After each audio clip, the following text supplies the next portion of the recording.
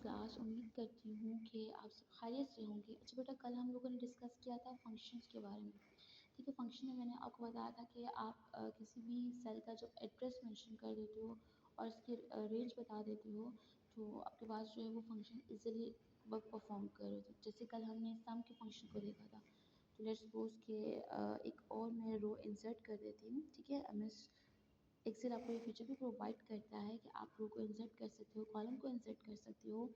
और मैं इस जगह पर फॉर एग्जांपल सम का फंक्शन अप्लाई करती हूँ। ठीक है, तो मैं क्या करूँगी, इस वाले कॉलम में इज इक्वल टू लिखूँगी, सम लिखूँगी और सम के बाद मैं बताऊँगी रेंज, कि रेंज कहाँ से लेकर कहाँ तक है। कॉलम वाइज कर रही हूँ या रो वाइज कर रही हूँ, डिपेंड करता है यहाँ पर।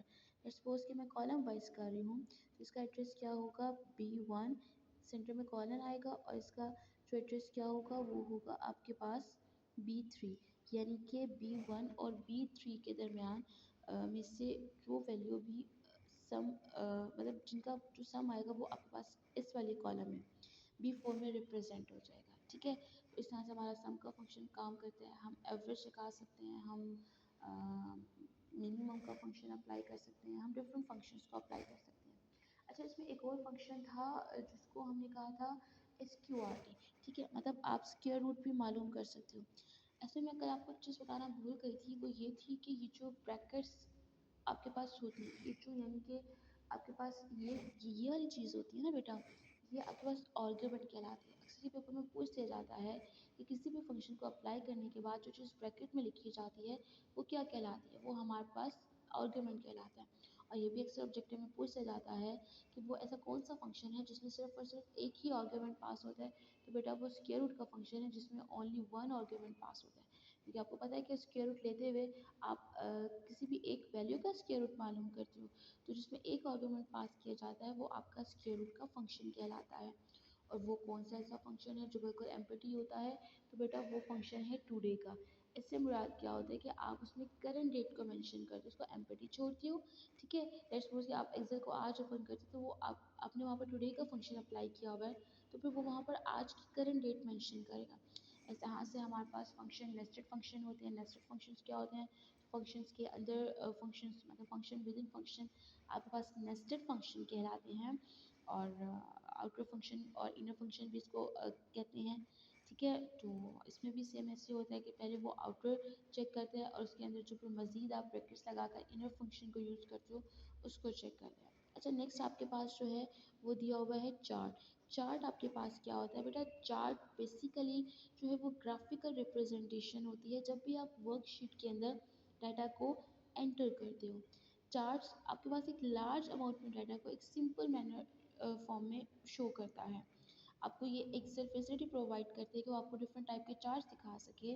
जैसे आपके पास column chart, line chart, pie chart, bar chart, ये आपके पास जो है वो चार्ट्स गिवन होते हैं। ठीक है, अब चार्ट्स सिंपल आप टूल बार पर चार्ट इंसर्ट का टैब दिया होता है, इंसर्ट के टैब को ओपन करने के बाद आप चार्ट ओपन कर सकते हो। चार्ट प्रेजेंट होता है, वहाँ से एक्स एक्सिस वाई एक्सिस पर आप इनके नेम्स और डायमेंशंस के अकॉर्डिंग जो भी आपने वैल्यूज़ असाइन की हुई होती हैं उनके अकॉर्डिंग आप इनको लेबलिंग देकर चार्ट में कन्वर्ट कर सकते हो। ये आपके पास जो एक्सेल है वो आपको फीचर प्रोवाइड करता है। अच्छा बेटा, नेक्स्ट हमारे पास जो है इसमें दिया हुआ है डेटा अलाइनमेंट। क्या टॉपिक है हमारे पास, डेटा अलाइनमेंट। अलाइनमेंट हमारे पास क्या होती है, ये चीज़ मैं आपको एमएस वर्ड में भी बता चुकी हूँ। आपके पास जैसे एमएस वर्ड में 4 तरह की अलाइनमेंट थी, left alignment, right alignment, justified करना, सेंटर में करना। तो सेम एक्सेल भी आपको यही चीज़ प्रोवाइड करता है कि ये जो आपके पास सेल्स हैं आप इनको अलाइन कर सकते हो। आप इनको सेलेक्ट कर कर कंट्रोल एल कर दोगे तो लेफ्ट पर अलाइनमेंट हो जाएंगे, आर कर दोगे राइट पर हो जाएंगे, जे कर दोगे जस्टिफाइड हो जाएंगे। ठीक है, सी कर दोगे सेंटर में हो जाएंगे। तो ये आप जो है वो इजीली कर सकते हो। अच्छा, उसके बाद हमारे पास आ जाता है कि वर्ड रैप क्या कहलाता है और मर्ज एंड सेंटर क्या होता है। क्या टॉपिक है आपके पास, रैपिंग।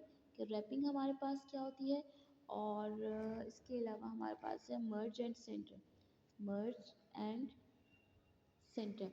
बेटा रैपिंग के बारे में भी मैंने आपको डिस्कस किया था, आपको याद होगा मैं आपको कहा था कि जब कोई भी एक वर्ड जो एक लाइन में पूरा नहीं आ रहा होता तो फिर वो नेक्स्ट लाइन पर मूव कर जाता है। इसी तरह से MS वर्ड में भी आपके जो सेल है उसकी हाइट इंक्रीज हो जाती है, क्योंकि वो वर्ड अगर उस सेल में पूरा नहीं आ रहा तो वो उसको नीचे ले जाता है। ये चीज़ आपकी रैपिंग कहलाती है। मर्ज और सेंटर से क्या मुराद है कि लेट्स सपोज कि मैं एक टेबल बनाती हूँ, ठीक है, और उस टेबल में मैं यहाँ पर लिखती हूँ पैसिफिक कॉलेज, ठीक है। अब जो बाकी सेल्स हैं उनको मैं इस तरह से डेटा एंटर करती हूँ। ये देखिए आप इस सेल को देख रहे हो कि मैंने इस सेल में से ये जो अगर सेपरेशन थी इसको ख़त्म करके इन सेल्स को मर्ज कर दिया, तो ये आपके पास मर्जिंग कहलाती है। और इसको सेंटर में करना जो है वो मर्ज एंड सेंटर में आ जाता है। और इसके अलावा जो है आपके पास पेज ओरिएंटेशन होती है। पेज को आप कैसे सेट कर सकते हो, पेज का सेटअप भी मैंने आपको बताया था। आप पेज की ओरिएंटेशन दो तरह से कर सकते हो, एक लैंडस्केप होता है, एक पोर्ट्रेट फॉर्म में होता है, ठीक है। लैंडस्केप ये वाली फॉर्म जो है वो आपके पास शो हो रही है, और पोर्ट्रेट में आपके पोर्ट्रेट आपके पास ये वाली फॉर्म है, और लैंडस्केप में आपके पास इसको जब आप इस तरह से मूव कर दोगे तो ये चीज़ आपके पास लैंडस्केप में आ जाएगी। ये आपके पास पेज के सेटअप में आ जाएगा। आप मार्जिन सेट कर सकते हो, आप हेडर फुटर मार्जिन आप टॉप बॉटम लेफ्ट राइट से दे सकते हो। हेडर फुटर मैंने आपको बताया था, आप पेज नंबरिंग उसको हेडर में कोई चैप्टर नेम या कोई भी लेबलिंग देना असाइन कर सकते हो। फुटर में आपको एक रेफरेंस देना है, आप पेज नंबर है इस चीज़ को कर सकते हो। तो आज जो हमने पढ़ा उम्मीद करती हूँ कि आपको समझ आया होगा। फंक्शंस को तो थोड़ा सा दोबारा देखा हमने, नेस्टेड फंक्शन को देखा, चार्ट क्या होता है, अलाइनमेंट क्या होती है, रैपिंग वर्जन सेंटेंस किस तरह से होता है, और पेज सेटअप क्या होता है। बेटा जितना आपको पढ़ाया है उसको एक बार बुक से भी रीड करिएगा और उसको अच्छे से तैयार कर लीजिएगा, फिर इंशाल्लाह इसको प्रैक्टिकली भी परफॉर्म कर कर देखेंगे। ठीक है बेटा, अल्लाह हाफ़िज़।